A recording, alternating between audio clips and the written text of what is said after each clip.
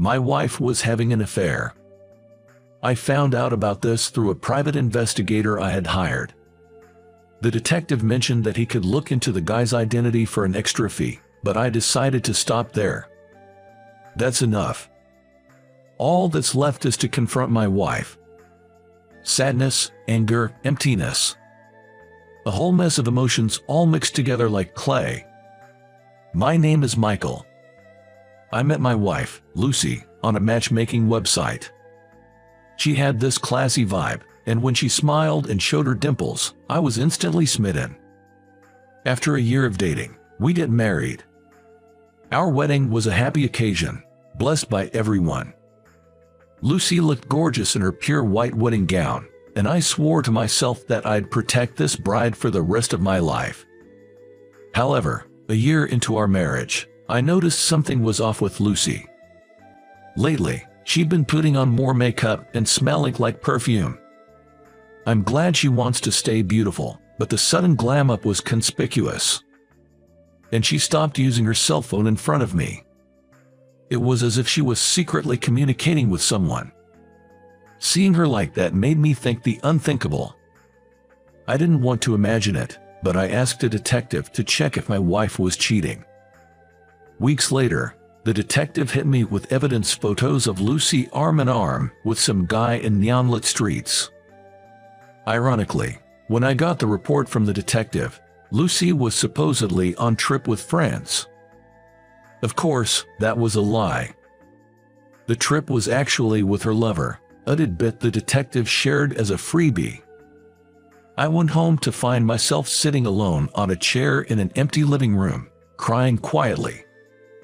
Tears dropped onto the white table. This table was a memento from before Lucy and I got married. I want to prepare delicious meals every day and set them on this table. I was thrilled to hear those words from Lucy, smiling at me with her cute dimples.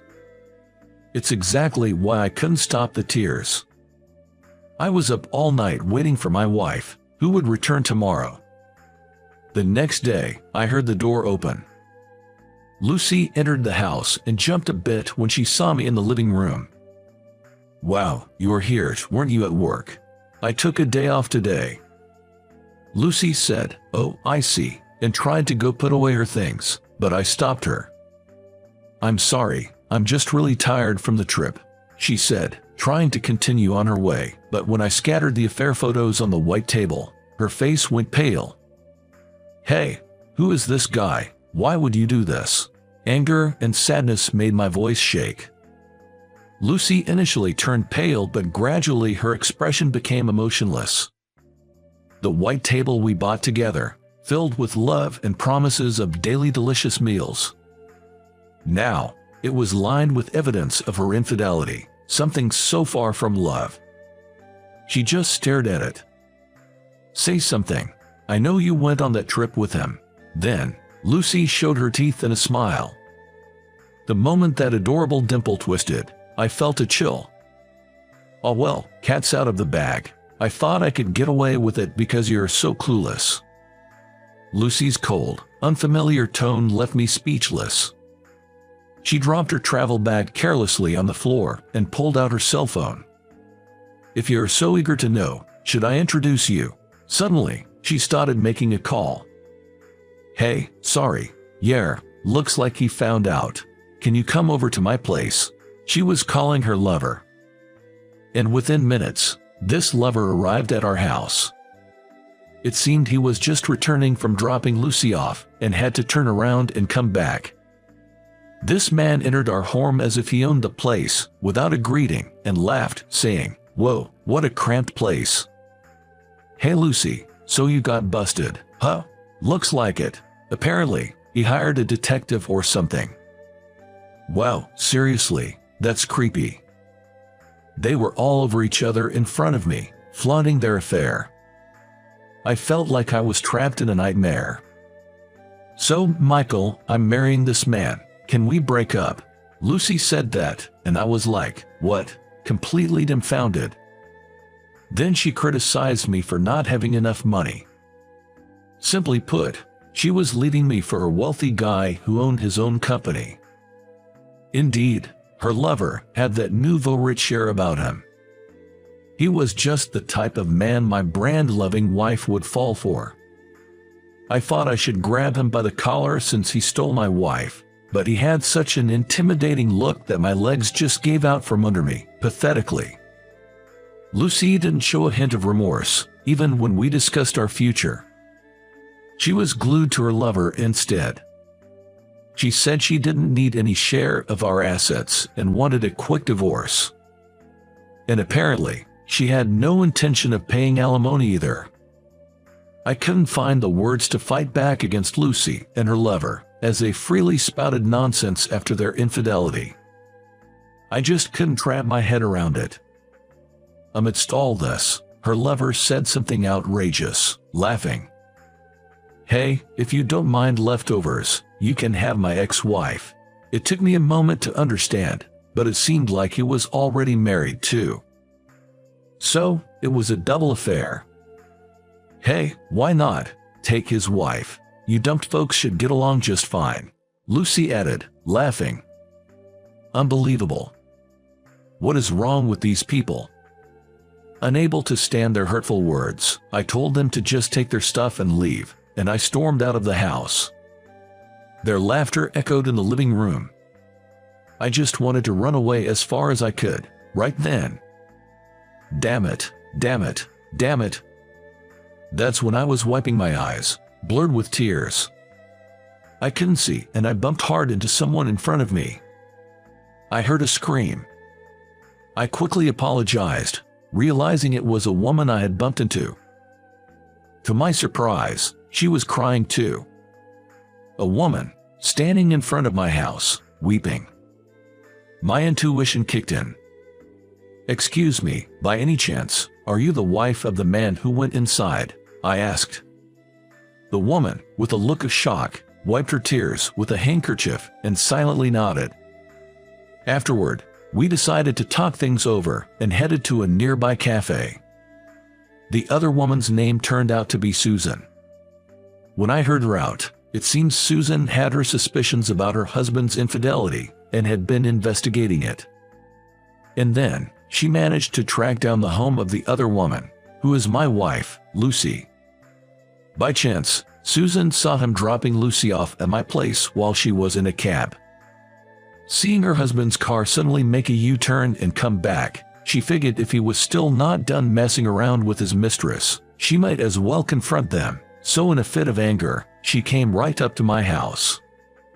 But then, hearing the laughter of her husband and Lucy through the window, and her husband's words, "I'm giving you my ex-wife," hit her ears, and a wave of sadness overwhelmed her. She stood frozen, crying right there, and that's when she bumped into me as I rushed out of the house. That's the story I got. I explained my own situation to Susan. How I'd been betrayed by my wife. I'd hired a detective, and that's how I found out about the betrayal. And that my wife had just asked me for a divorce right then and there. Susan just listened quietly to everything I had to say until the end. "Well, we're both going through a tough time, aren't we?" I said tentatively. Susan replied with a self-deprecating laugh. "I didn't want to believe in my husband, you know. Turns out, it was all for nothing." After that, we both fell into a silent pause.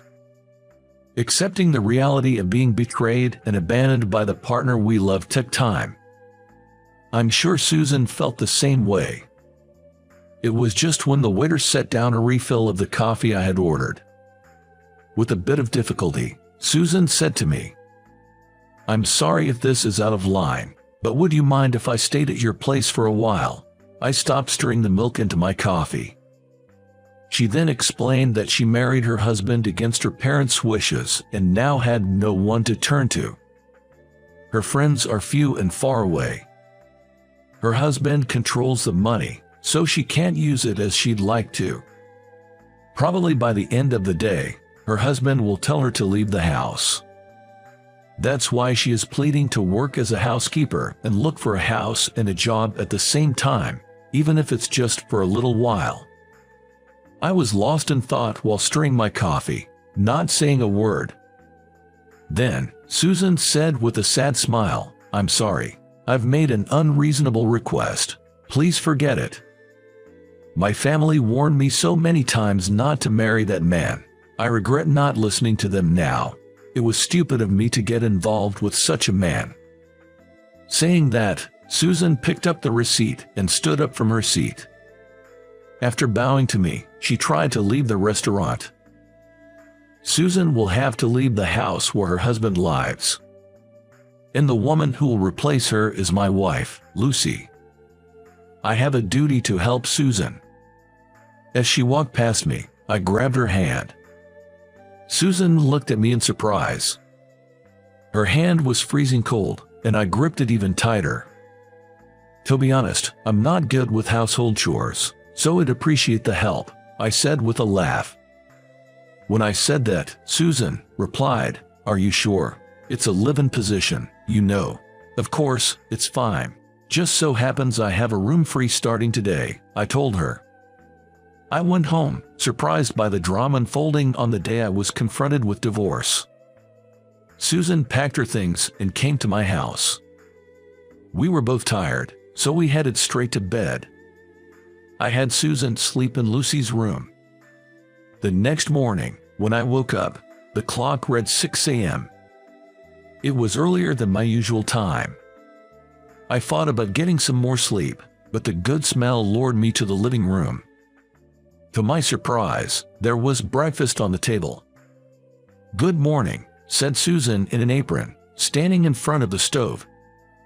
"Wait, Susan, did you make all this?" "Yes. I'm not sure if it'll be to your taste, though." After eating, I couldn't help but exclaim, "Delicious." I hate to bring it up again, but my ex-wife, Lucy, used to say she wanted to make me breakfast every day. However, she wasn't a morning person, so I hardly ever got breakfast from her. In hindsight, that should have been a sign of her dishonesty, I thought as I sat in front of Susan's cooking. I'd been settling for convenience store breakfasts, so having a warm meal after so long made me feel really happy. "Also, here's a lunchbox for you." I was surprised that she'd already prepared a lunchbox without me knowing. Later at work, when I opened my lunchbox, the food was beautifully arranged. And there were even veggies, making for a well-balanced meal. Susan's thoughtfulness was evident, and it touched me.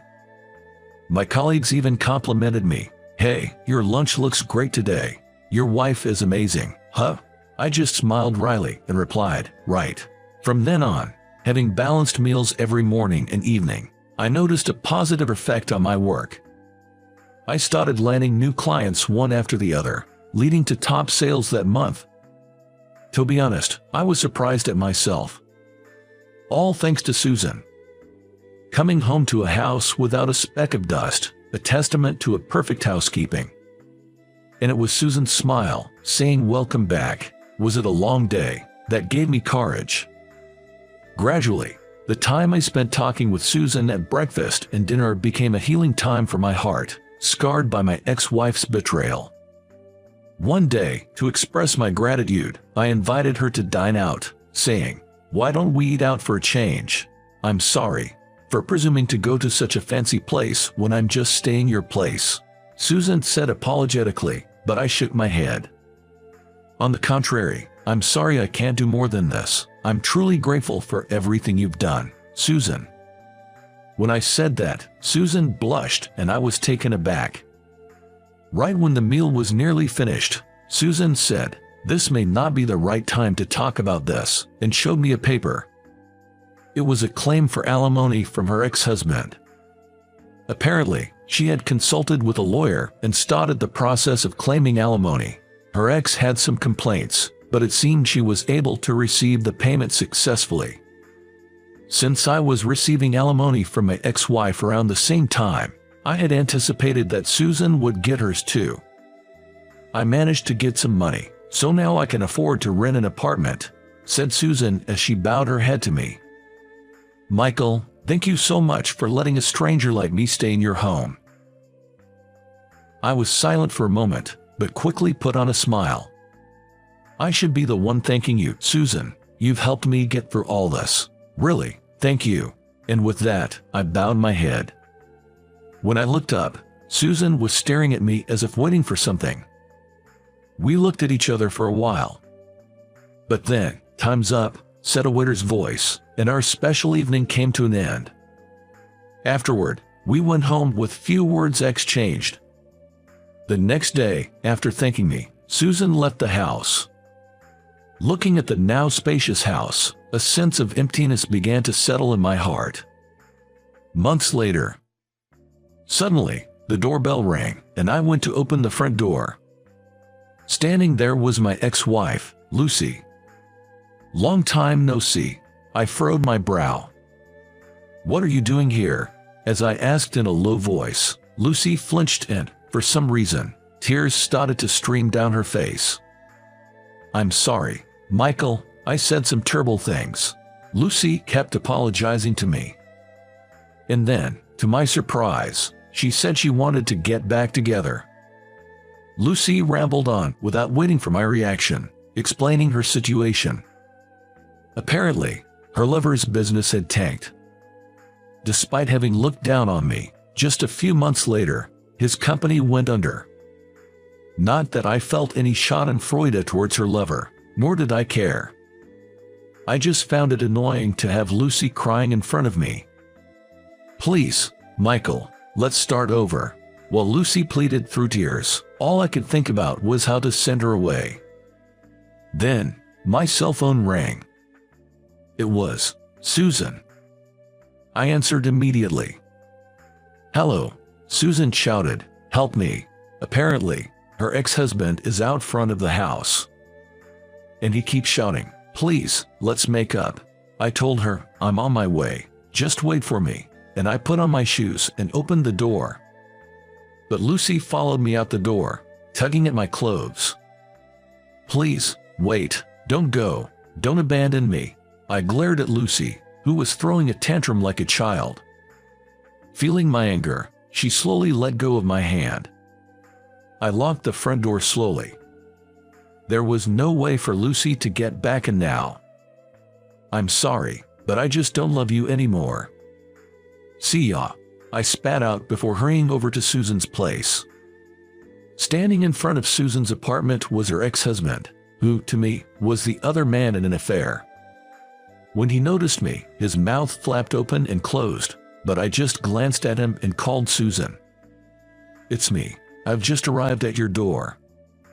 Right after that, the door burst open and Susan came flying out and hugged me. I stroked her hair for a bit before suggesting, "How about we go out for a little while?" and took her hand.